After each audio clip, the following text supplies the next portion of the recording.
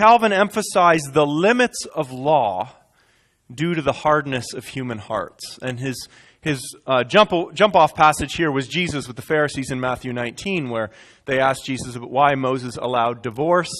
And Jesus says that from the beginning it wasn't so. This isn't God's will from creation. This isn't part of the natural law.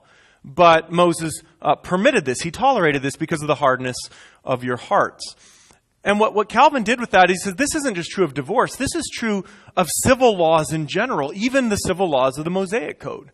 They all had to tolerate significant evil due to the hardness of human hearts. And Calvin wasn't afraid to identify Old Testament laws where the text doesn't tell you that it's tolerating some evil, but Calvin himself said this was an evil. So, for example, the law that permitted them to slaughter soldiers surrendering in war.